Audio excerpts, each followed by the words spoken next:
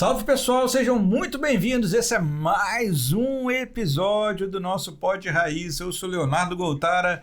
Hoje comigo está a doutora Luísa Brown, como sempre, nossa co-host, e vamos falar hoje sobre via aérea anatomicamente difícil. Bem-vinda, Lu. Tudo bom, Léo? Vai ser um prazer, né? Acho que nós estamos bem confortáveis nesse tema sobre via aérea, né? A via aérea é uma das habilidades, das competências mais fortes da formação de um emergencista, e a gente está sempre estudando, né? Todo ano a gente faz aula de via aérea lá na residência, todo ano a gente revisa e treina crico e faz isso, faz aquilo. A gente precisa estar com via aérea na ponta da língua. Emergencista sem via aérea não é um emergencista de verdade. Lu, me conta o seguinte, eu sei que você andou revisando esse tema recentemente, até para apresentar lá no nosso grupo. Via aérea difícil e via aérea falha é a mesma coisa? Não, Léo, não é a mesma coisa, embora elas possam estar correlacionadas, né? Eu falo muito essa frase: a via aérea difícil você prevê e a via aérea falha você experimenta. Então, aqui o nosso tema de hoje vai ser para falar um pouquinho sobre a via aérea difícil, mas basicamente a via aérea falha é quando a gente tem mais de 2 tentativas, aí até 3 tentativas de intubação por profissionais experientes na sua melhor tentativa, que não surtem um bom efeito, ou muitas vezes quando a gente foge à capacidade do paciente de oxigenar naquele momento aí pré-intubação. Existem algumas outras peculiaridades da via aérea falha, acho que é válido a galera dar uma aprofundada em relação a isso. Mas eu escolhi o tema hoje especial sobre via aérea difícil, Léo, para a gente tentar destrinchar isso um pouquinho melhor. Beleza. Uma via aérea difícil, ela pode ser... É difícil, quando a gente fala, é difícil de intubar, né? É difícil de ventilar. O que pode ocasionar uma via aérea difícil? Então, Léo, existem, na verdade, 2 conceitos importantes. Existe a via aérea anatomicamente difícil, que é o nosso tema de hoje, mas existe também a via aérea fisiologicamente difícil. A anatômica, a gente vai escolher destrinchá-la um pouquinho aqui, que eu sugiro em 4 dimensões, tá?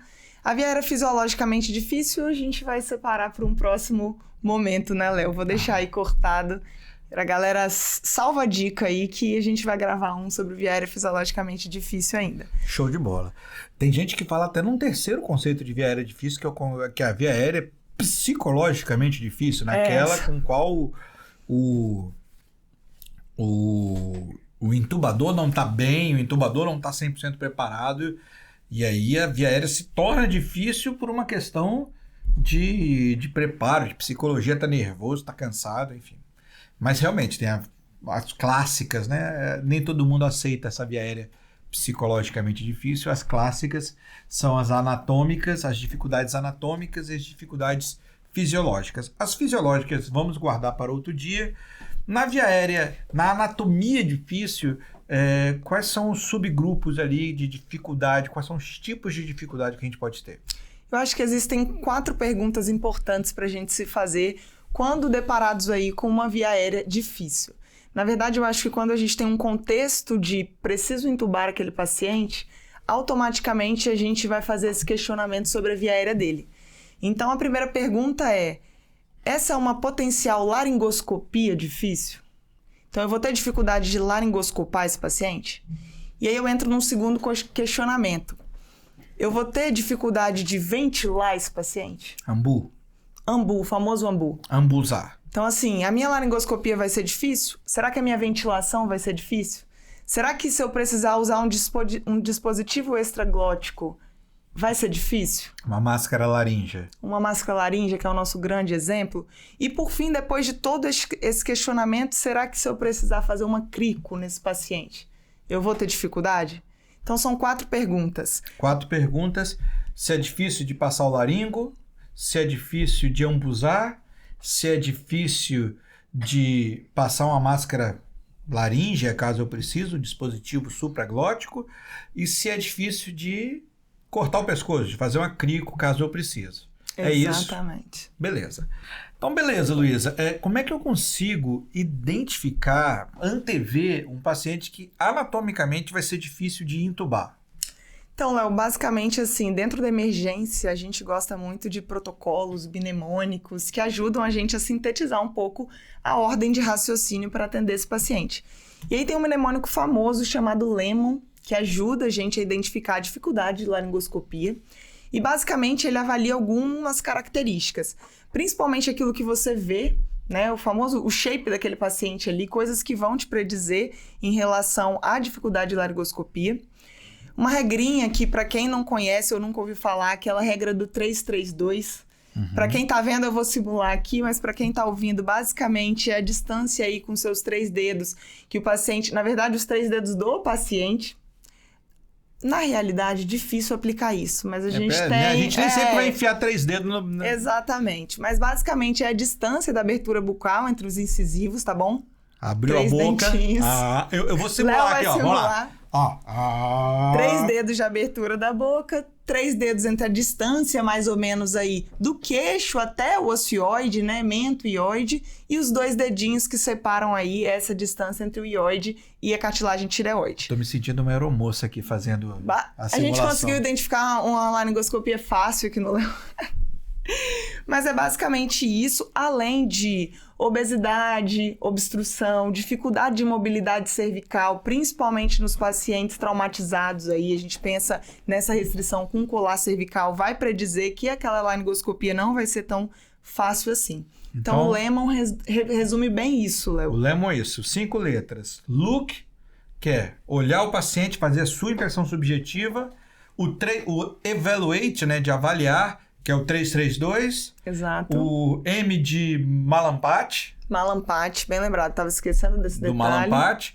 O O de obesidade e obstrução, se tem alguma coisa na via aérea ou uma obesidade muito grande. E o N de neck, de mobilidade do pescoço, o pescoço mexe ou não mexe. Esse é o mnemônico para a gente pensar em dificuldade de laringo. Exatamente. Beleza. E ambu, como é que a gente sabe se o paciente tem uma dificuldade de ambuzar ou não? Então, a dificuldade de ventilar o paciente, aí a gente tem um mnemônico também para auxiliar, que é o Roman. Esse mnemônico, basicamente, ele leva em consideração o R aí de radiação e também de restrição, tá bom? Desse paciente, da mobilidade, dessa via aérea. O O de obesidade, aí a gente vai perceber ao longo desses mnemônicos, Léo, que obesidade é um quesito presente em quase todos, assim. Obesofobia.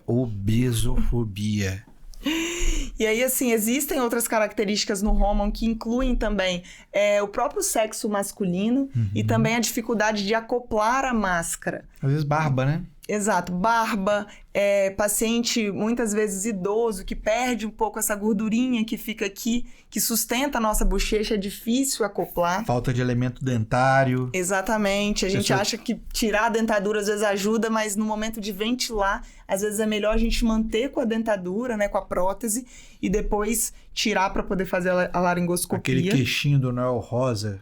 Aquele queixinho pra dentro, micro. Exatamente. A pessoa que tem a mandíbula muito pra trás. Eu tenho minha mandíbula um pouco pequena até. Também atrapalha. Idade, né, Léo? Os pacientes aí, como eu disse, pacientes idosos entram nesse quesito de dificuldade por conta dessas características. E basicamente, assim, o Malampate vai entrar aqui no Roman de novo e a gente vai observar algumas características que se aproximam aí. A gente acaba avaliando nesse início quase todas as mesmas características para definir essas dificuldades, tá? Beleza. Eu já sei como identificar, então, um paciente com dificuldade de passar o laringo, que é o Lemon. Eu já sei como eu tenho dificuldade de identificar, antever o paciente que eu vou precisar ambusar, o outro mnemônico, o Roman. E você já vi que tá ruim. Tô pensando em deixar uma máscara laríngea aqui, um dispositivo supraglótico separado, preparado. Pode ser difícil passar a máscara também, né? A gente sabe disso. Como é que eu sei, como é que eu consigo antever as dificuldades de passar uma máscara laríngea, Lu? E aí, Léo, a gente tem um mnemônico também conhecido, tá? Chamado RODS, ou RODS, como a gente preferir chamar, tá? RODS. RODS. Basicamente, esse mnemônico, ele avalia também restrição, obesidade / obstrução de via aérea, que também vai atrapalhar. Aqui entra também aspectos como distorção ou rompimento de via aérea, principalmente pacientes politraumatizados. A gente pode chegar nesse estágio, tá? E também a gente avalia a distância tírio-mentoniana, que é basicamente a avaliação que a gente faz naquele início do 332, a gente consegue predizer um pouco isso, tá? Então, são características que vão dificultar a gente na passagem de um dispositivo extraglótico. Às vezes a gente fica fazendo uma ciência, pode parecer um monte de mnemônico para quem não está quem está nos ouvindo agora, mas muitas vezes a coisa é mais simples do que parece. O paciente bateu de carro, ele não bateu a cabeça exatamente no volante, mas ele bateu o pescoço no volante, destruiu a região do pescoço, a traqueia tá ruim, etc. Tal. Esse paciente, você não vai conseguir entubar ele. Se você botar o ambu, você pode até acoplar o ambu na cara dele, se ele não destruiu a cara nessa história. Mas você não vai conseguir ventilar, você não vai conseguir fazer o ambu distender, né? Levantar o tórax, de fato, ventilar o pulmão. Por quê? Porque ele destruiu a via aérea aqui embaixo. E nesse paciente que destruiu a traqueia aqui, que bateu, tomou uma facada, sei lá. Não adianta também você querer inventar moda de passar a máscara laríngea, porque não vai, não tem... A máscara não tem laringe, não tem traqueia alta, não tem nasofaringe, orofaringe, laringofaringe para dar certo.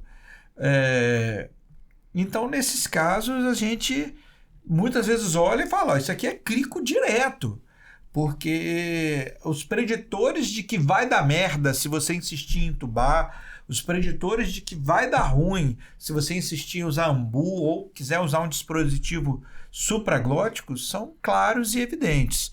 Então, como a Lu vem dizendo, e eu concordo, muito dos sinais de via aérea anatomicamente difícil são difíceis para entubar, são difíceis para ventilar, são difíceis para passar a máscara laríngea.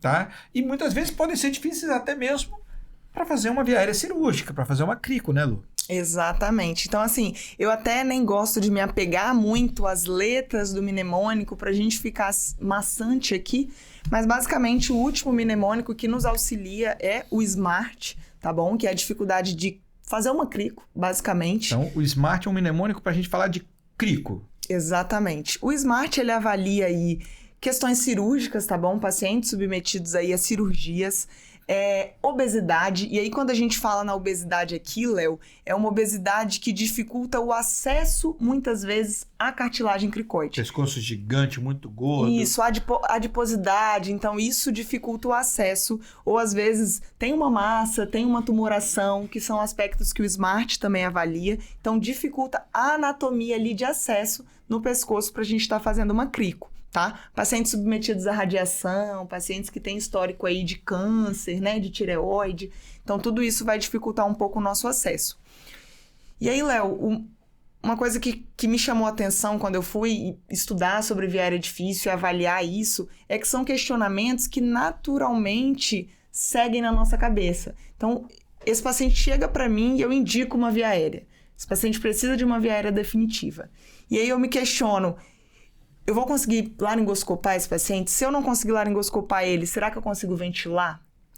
Se eu não entubo e não ventilo esse paciente, qual que é o próximo passo? Será que eu tenho algum auxílio nesse meio do caminho antes da crico, que seria uma máscara laríngea, um dispositivo extraglótico? Então, assim, são questionamentos que parece pra gente que é muito difícil de pensar, mas naturalmente você se pergunta, são questionamentos que a gente se faz, né? Dentro aí de uma via aérea difícil. E falando de via aérea anatomicamente difícil, anatomia é uma coisa que, como a gente está discutindo desde o começo desse episódio, a gente consegue prever. Como é que a gente consegue? Beleza, eu previ uma via aérea difícil. A gente já discutiu em outros episódios aqui a história de que tem que ter plano A, plano B, plano C, plano D de intubação de via aérea. Mas assim, tem alguma coisa que pode facilitar um pouco a anatomia pra gente? Como é que a gente consegue tornar essa via aérea difícil um pouco menos difícil? Tem tecnologias, dispositivos que a gente pode estar utilizando? Então, Léo, a primeira coisa que a gente precisa pensar é o posicionamento desse paciente. Então, o posicionamento aí, para mim, é um top 1. Acho que te garantir uma melhor intubação é um melhor posicionamento. Então, garantir um posicionamento desse paciente, alinhar os eixos da via aérea. Nem sempre isso é possível, né? Quando a gente fala do paciente politraumatizado, paciente pranchado no colar cervical, a gente tem algumas restrições. Mas hoje a medicina de emergência, ela evolui em tecnologia também. Então, assim, foram criados dispositivos como o próprio videolaringo, que é um dispositivo acessível hoje pra gente. Então, ele facilita e, basicamente, o videolaringo, ele exclui quase todas essas dificuldades que a gente comentou aqui. Então, ele vai facilitar no paciente obeso, ele vai facilitar no paciente com restrição cervical, ele vai facilitar no paciente com queixo para dentro, no paciente com queixo muito para fora. Basicamente, o videolaringo, assim, salva muita coisa. Não só ele, mas o próprio ultrassom, né? O point of care ajuda a gente também na intubação, em garantir aquela via aérea. O buge, tá? O fio guia são dispositivos que a gente tem disponível, tá bom? E que eles precisam ser utilizados, né? Já fizeram estudos aí de que você precisa garantir que a sua primeira laringoscopia, a sua primeira tentativa seja melhor. Então tenha sempre um buge do lado, tá? De preferência um buge já no seu caminho ali, para você estar intubando sempre com buge, tá? Eu acho que isso que você falou é muito importante. A primeira tentativa de intubação deve ser a sua melhor tentativa de intubação. Se você tem buge, já vai de buge na primeira. Se você está acostumado com fio guia, vai de fio guia na primeira. Não vai... se precisar eu uso depois. Não, já usa o que estiver de melhor na sua primeira tentativa de intubação. As melhores medicações para sedar, intubar e relaxar o paciente. As melhores tecnologias que você tiver disponível. Saiu uma revisão recente até na Cochrane, comparando videolaringoscopia contra laringoscopia direta convencional. E eu acho que já podemos dizer hoje em dia que a laringoscopia direta só tem lugar aonde a videolaringoscopia não está implementada. Porque essas revisões e os trabalhos que saíram agora em 2023, acho que trazem para a gente, sem muita margem para dúvida, de que o videolaringo é superior ao laringoscópio convencional, a laringoscopia direta. Só é importante a gente destacar que o videolaringo não vem para exatamente substituir a laringoscopia direta, até porque ele não é uma ferramenta disseminada. Você precisa ter o melhor dos dois mundos. Você precisa ter o videolaringo e o laringoscópio tradicional direto para você lidar com os dois. As duas ferramentas são melhores do que cada uma delas isoladamente. E também é muito importante a gente dizer o seguinte, pessoal.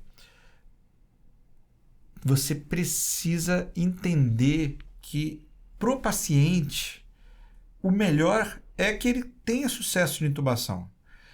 Seja com vídeo, seja com laringoscopia direta.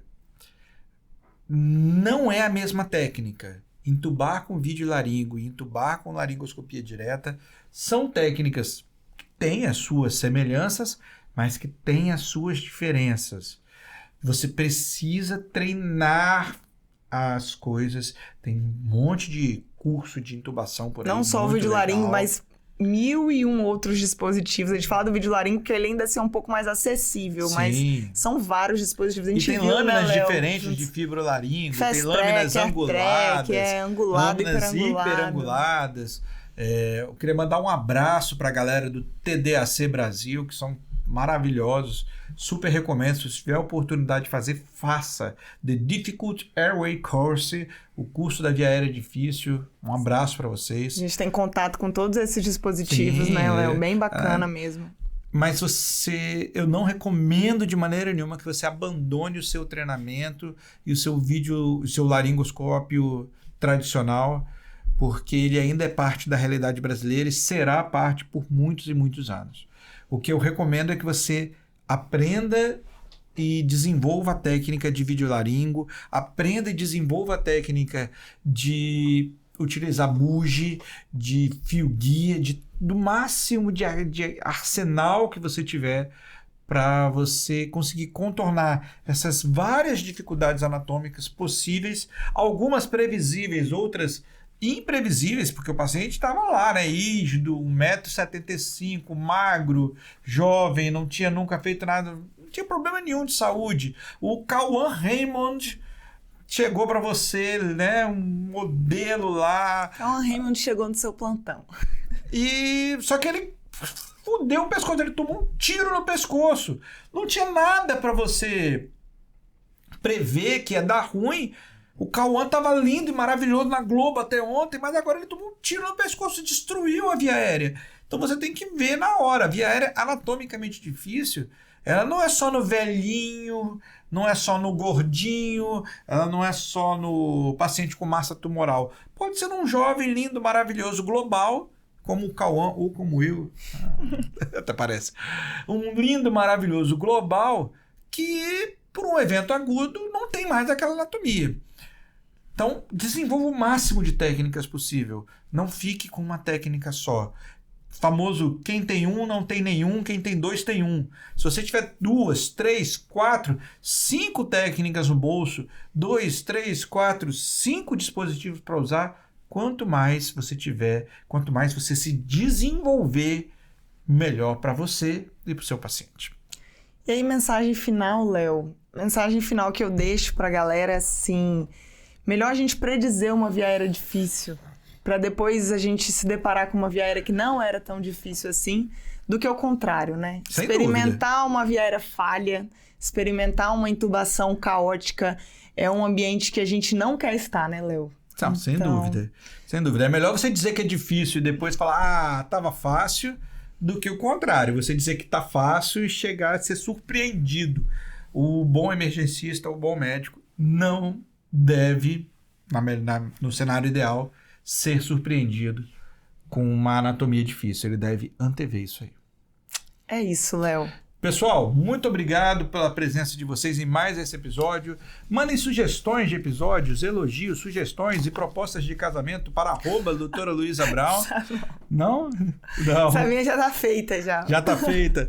Então tá. Então só sugestões de temas e elogios para @doutora Luísa Brown. Perguntas, sinais de fumaça, o que mais vocês quiserem para @emergência raiz. Vai ser um prazer ter vocês aqui nos nossos próximos episódios. E é isso. Um beijo pra vocês. Até a próxima. Boas intubações.